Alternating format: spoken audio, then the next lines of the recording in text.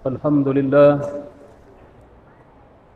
نحمده ونستعينه ونستغفره ونعوذ بالله من شرور أنفسنا ومن سيئات أعمالنا من يهده الله فلا مضل له ومن يضلل فلا هادي له أشهد أن لا إله إلا الله وحده لا شريك له وأشهد أن محمدا عبده ورسوله لا نبي بعده اللهم صل على محمد وعلى آله وصحبه أجمعين أما بعد فيا أيها الحاذرون اتقوا الله حق تقاته ولا تموتن إلا وأنتم مسلمون وقال تعالى في القرآن الكريم أعوذ بالله من الشيطان الرجيم بسم الله الرحمن الرحيم ولو أن أهل القرى آمنوا واتقوا لفتحنا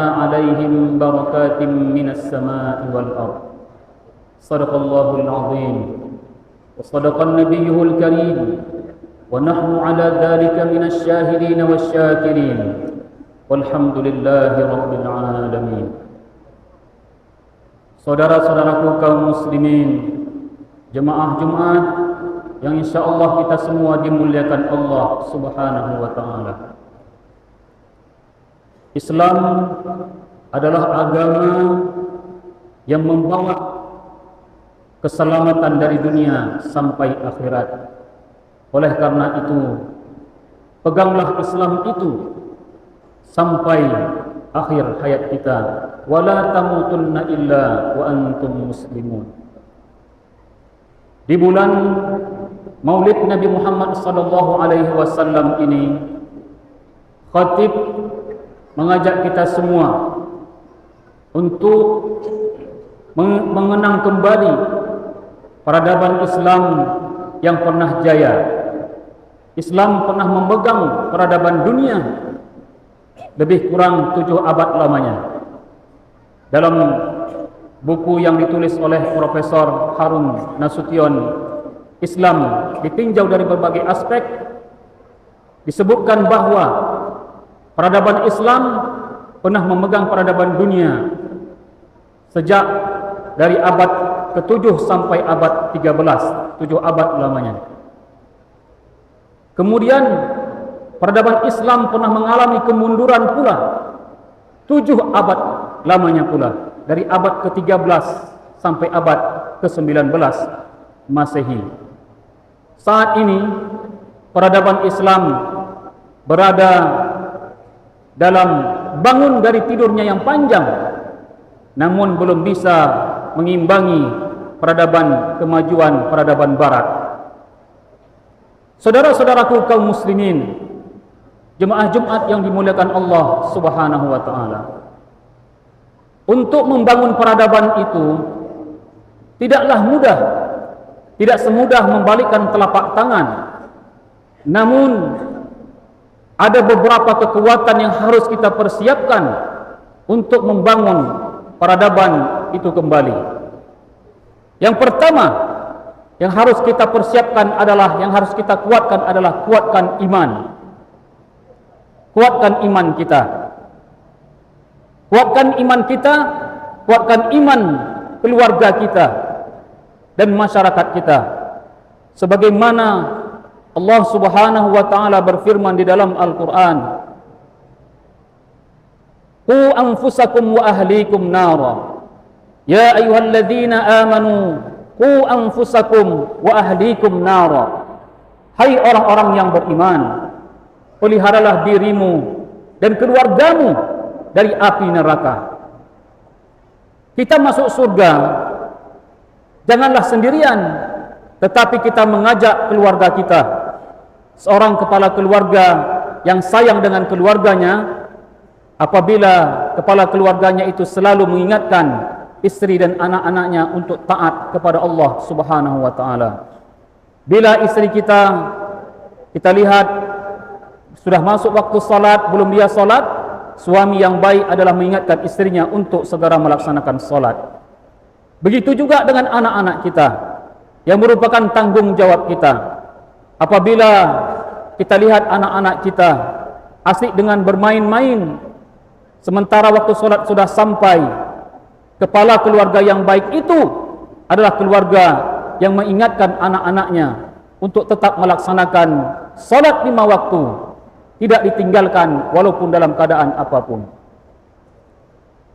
Kemudian yang perlu kita persiapkan untuk membangun peradaban adalah kuatkan fisik. Kuatkan fisik. Mukmin yang kuat lebih baik dan lebih dicintai oleh Allah Subhanahu wa taala daripada mukmin yang lemah. Al-mu'minu qawiyyun khairun wa ahabbu ila Allah minal mu'min dhaif. Oleh karena itu, mukmin yang kuat lebih dicintai oleh Allah Subhanahu wa taala daripada mukmin yang lemah. Kita persiapkan diri kita untuk menguatkan fisik kita. Rasulullah sallallahu alaihi wasallam menyuruh kita untuk mengajar anak-anak kita agar mereka belajar berenang, memanah dan berkuda. Alimu auladakum as-sibahah war-rimayah. Ajarilah anakmu berenang. Berenang ini kalau kita baca jurnal-jurnal atau tulisan-tulisan mengenai tentang manfaat berenang, sangat banyak manfaatnya. Dan berenang ini adalah satu teknik menyelamatkan diri di dalam air. Ketika kapal tenggelam atau perahu tenggelam, maka menyelamatkan diri di dalam air itu adalah dengan cara berenang. Oleh karenanya, lembaga-lembaga pendidikan yang baik itu adalah menyiapkan satu fasilitas berenang. Maka oleh karenanya, kita sudah harus memikirkan, lembaga-lembaga pendidikan Islam juga harus memikirkan ada satu tempat olahraga berenang. Mungkin secara teknis dipisahkan waktu berenang laki-laki dan berenang perempuan, dan pakaiannya pun disesuaikan sesuai dengan pakaian syar'i, yaitu sesuai dengan agama Islam. Kemudian Rasul juga mengajarkan kepada kita agar kita mengajarkan anak-anak kita memanah. Memanah ini adalah satu teknik yang pada masa dulu menyerang dengan jarak jauh. Kalau kita lihat, kita kiaskan dengan zaman sekarang ini, menyerang ketika terjadi peperangan atau menyerang musuh dari jarak jauh saat ini adalah dengan cara menembak. Maka oleh karena itu, umat Islam selain secara tekstual belajar memanah, juga secara kias harus belajar menembak. Mungkin ada baiknya kita umat Islam ikut dalam Perbakin misalnya, Persatuan Penembak Indonesia, dan salah satu manfaat daripada menembak itu adalah melatih kita untuk teliti, melatih kita untuk fokus kepada sesuatu hal. Saudara-saudaraku kaum muslimin, jemaah Jumat yang dimuliakan Allah Subhanahu wa taala. Kemudian yang ketiga, untuk membangun peradaban itu adalah kuatkan ilmu pengetahuan. Dalam Al-Quran banyak ayat yang menceritakan tentang keutamaan ilmu. Hal yastawil ladzina ya'lamuna la ya'lamun.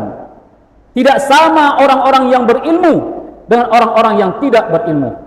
Yarfa'illahu alladzina amanu minkum walladzina utul ilma darajat. Allah mengangkat derajat orang-orang yang beriman dan orang-orang yang berilmu beberapa derajat dibandingkan dengan orang-orang yang tidak beriman dan tidak berilmu. Saudara-saudaraku kaum muslimin, jemaah Jumat yang dimuliakan Allah Subhanahu wa taala. Nabi kita Nabi Muhammad sallallahu alaihi wasallam juga menjelaskan, man aradat dunya fa alaihi bil ilmi. Siapa yang ingin senang dunia, haruslah dengan ilmu pengetahuan. Wa man aradal akhirata fa alaihi bil ilmi. Siapa yang ingin senang atau bahagia akhirat, haruslah dengan ilmu pengetahuan. Wa man aradahuma fa alaihi bil ilmi. Dan siapa yang ingin senang dunia dan akhirat, juga haruslah dengan ilmu pengetahuan. Kemudian yang keempat yang perlu kita kuatkan untuk membangun peradaban itu adalah kuatkan ekonomi. Kuatkan ekonomi. Tidak bisa tidak. Kita tidak bisa membangun peradaban kalau ekonomi umat Islam itu lemah. Kuasai ekonomi, kuasai perdagangan.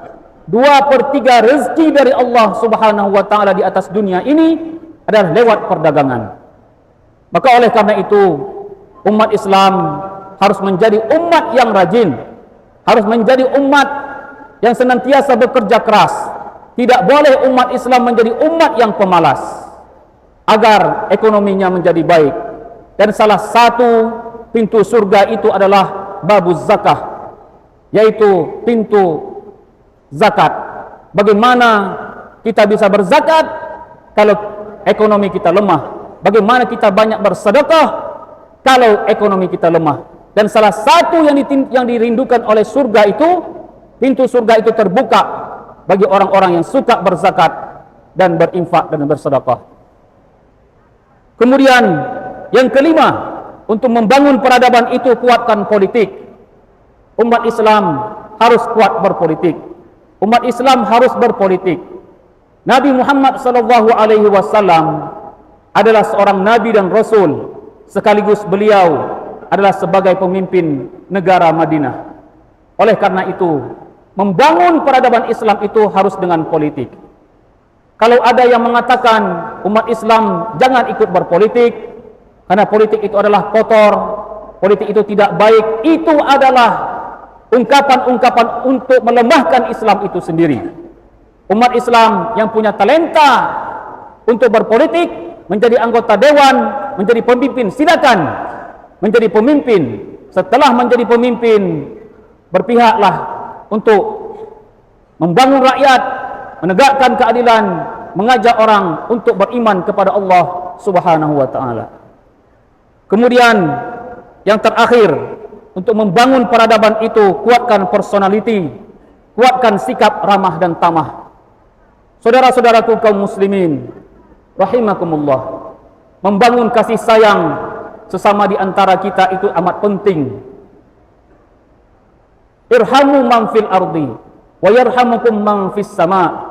Sayangilah orang-orang yang ada di bumi ini, nanti yang maha kuasa yang ada di langit akan menyayangimu.